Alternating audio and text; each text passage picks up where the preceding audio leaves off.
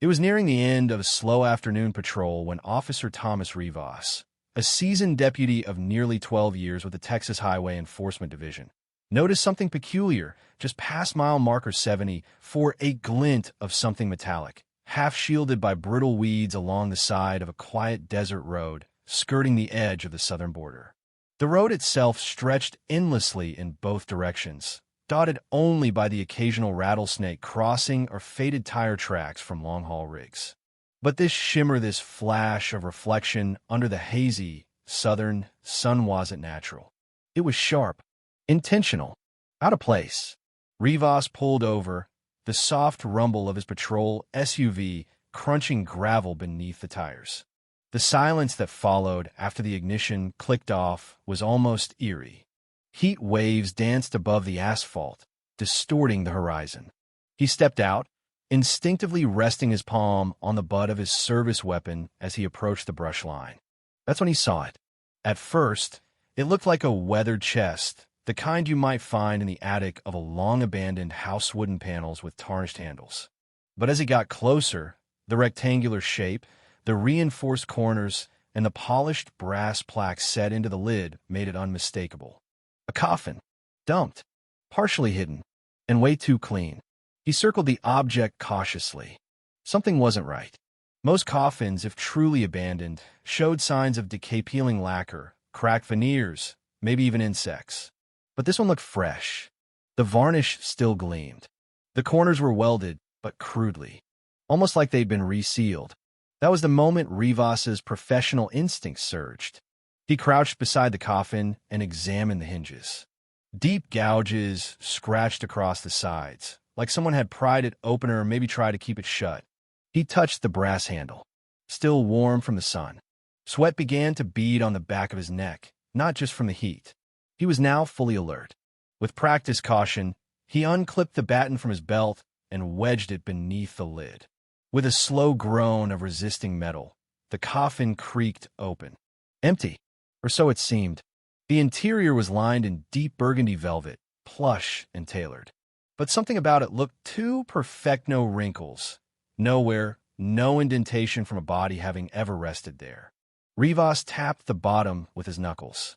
It gave off a dull, solid thump. Too solid. He ran his hand across the lining and felt a faint seam, nearly invisible to the eye. Gripping his pocket knife, he carefully inserted the blade and peeled back the velvet. A panel shifted slightly, and that's when he saw it. Dozens of packages, tightly vacuum-sealed in layers of thick plastic, lay stacked beneath the false lining. White bricks labeled with faint pen markings. Blue tape seals. Another layer beneath that crystallized shards packed into industrial pouches.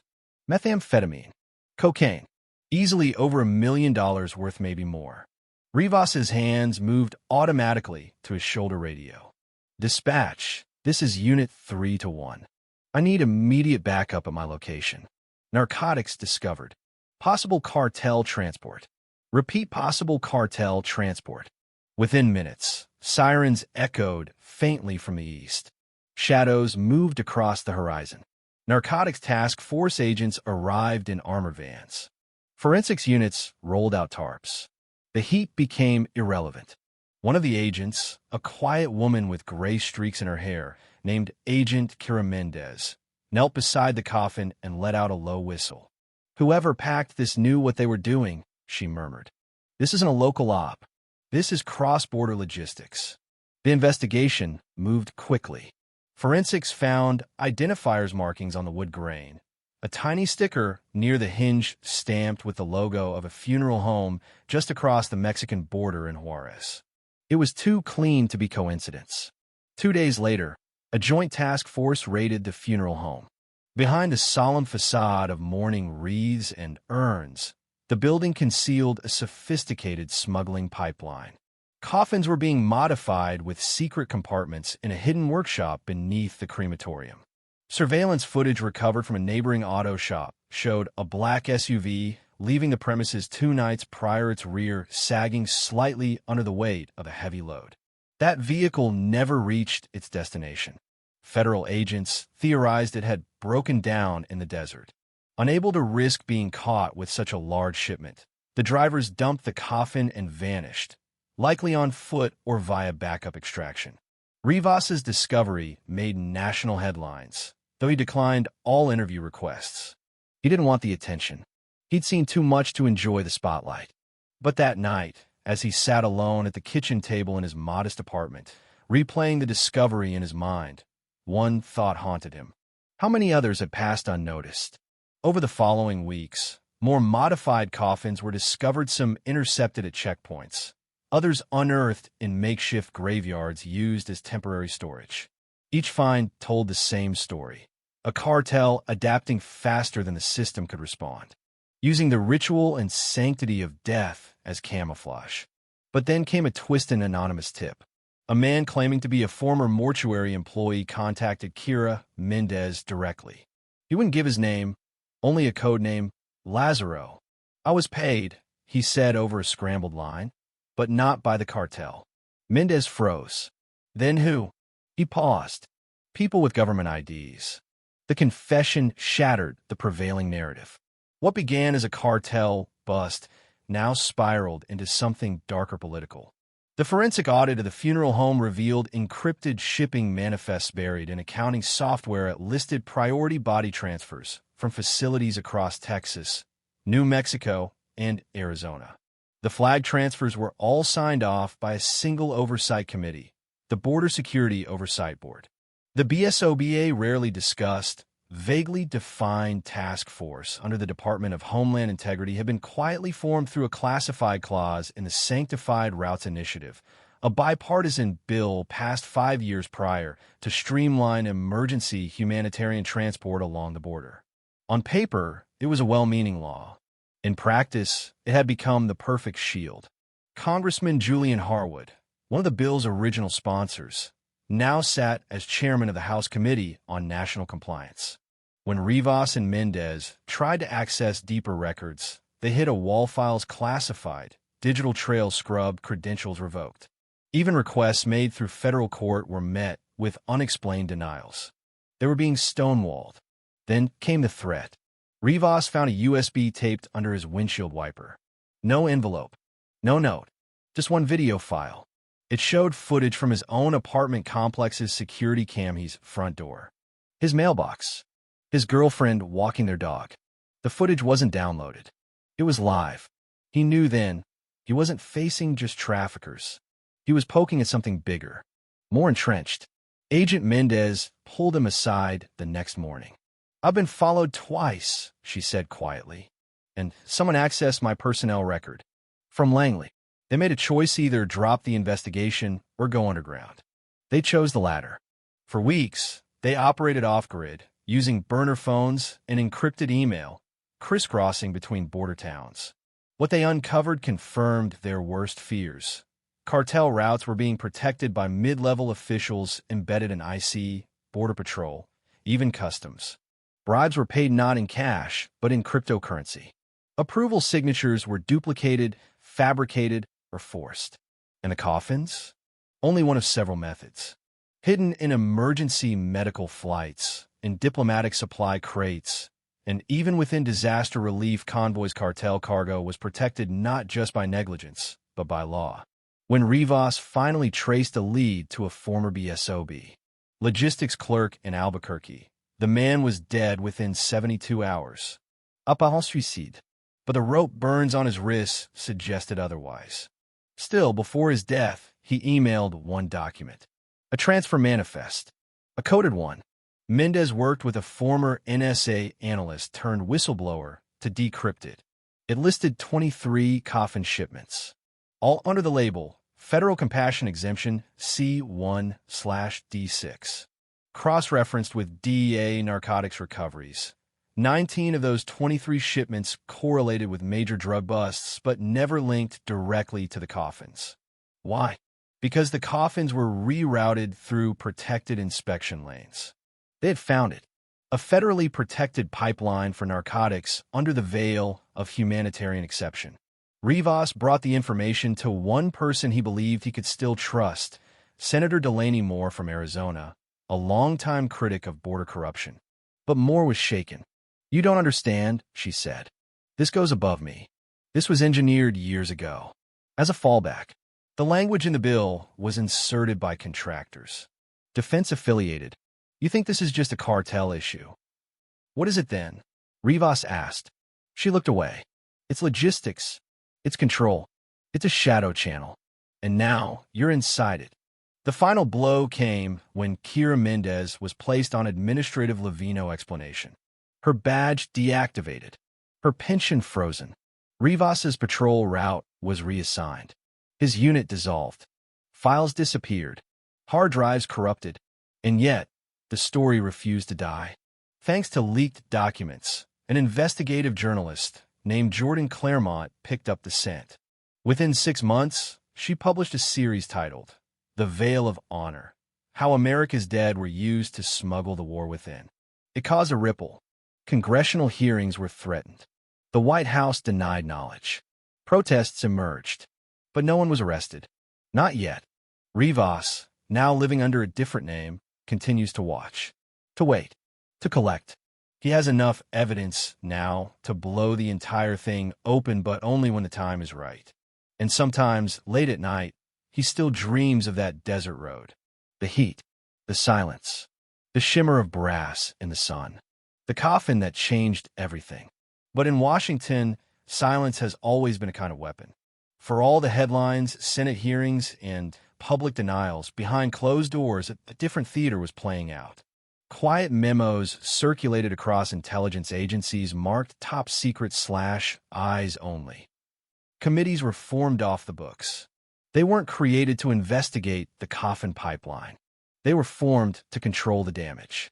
Inside a windowless room at Fort Belvoir, Virginia, a select group of defense contractors and career officials convened under the moniker OPSI Operational Sanctity Initiative. Their mission wasn't justice. It was containment. "The leak exposed one vector," said General Langford, former Special Operations Commander turned Homeland Advisor. "There are 9 others we still control." He tapped the touchscreen in front of him. "Our asset inside DA Houston has neutralized Rivas's access nodes. Mendez is offline. The Claremont journalist already under surveillance. The file she hasn't published won't be." A silence passed over the room. Not out of hesitation agreement. That was the truth Rivas would never read in the press.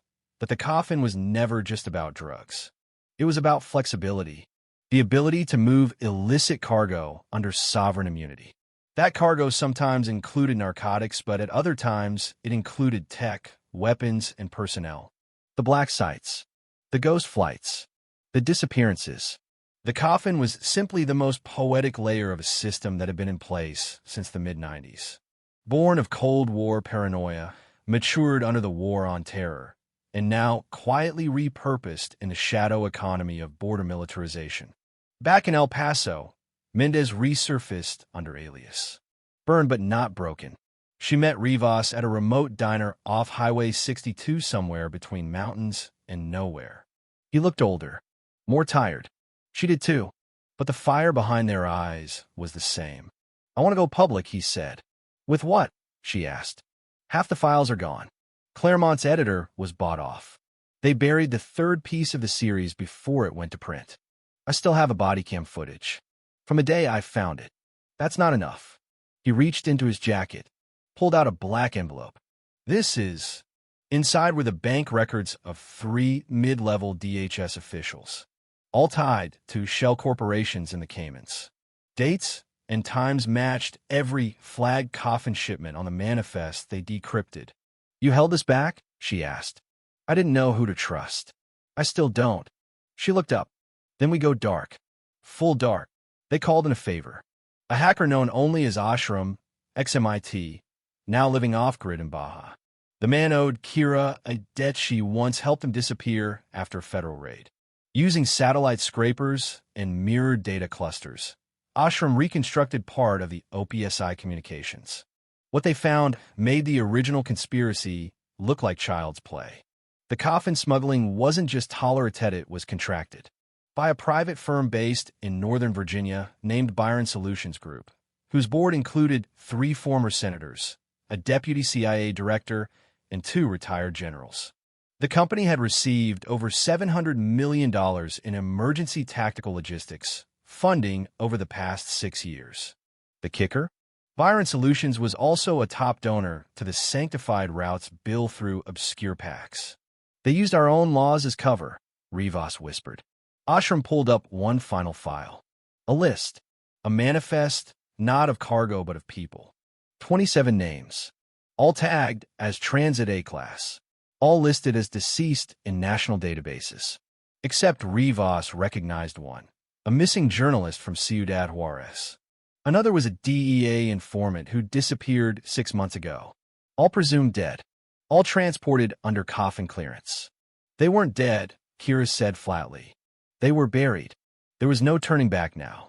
They packaged everything: documents, footage, voice memos, decrypted OPSI logs, and sent them to 5 independent outlets. Not one responded, but the 6 did. A war correspondent turned rogue filmmaker named Elias Harrow, known for disappearing into conflict zones and returning with stories no one else dared touch. I don't want your files, Harrow told them over encrypted video chat. I want to film the story. From the beginning. With you. No way, Rivas said immediately. Yes, Kira countered. It's the only way to make people listen now. They don't read articles. They watch. They went mobile. Shot interviews on the move, never in the same place twice. Rivas narrated the Coffin discovery. Kira explained the corruption inside the federal chain. Ashram showed how digital signatures were forged with military-grade software licensed by the Department of Commerce. By month 4, Harrow's documentary The Dead Don't Lie was complete. No studio would touch it, so he leaked it online. The views exploded. 10 million in the first 72 hours. 50 million by the end of the week. The denials came swiftly: statements from DHS, DOJ, the White House. Accusations of deepfake editing. Threats of prosecution. But the footage was too raw. Too real. And when one of the DHS officials on the Cayman's list turned up dead in what the coroner ruled accidental drowning in a dry bathtub, the internet exploded. The public began demanding hearings. A special prosecutor was appointed. Subpoenas were issued. Whistleblowers stepped forward. A second mortuary in San Diego was raided. And then, finally, the unthinkable. Senator Julia Harwood was arrested. Guide Froth. Conspiracy. Obstruction. It was a small charge for a man behind something so large. But it was a crack. And with cracks came light. Rivas and Kira never stopped moving. They didn't trust the system to protect them, even as it claimed to cleanse itself. But something had changed. No more silence. No more untouchable pipelines hidden in coffins. Because now, the world knew the truth. The border wasn't just a line. It was a market, and the ones running it wore badges, ties, and military stars. But all it took to start unraveling it was one man stopping for a glint in the sand. And that glint never faded.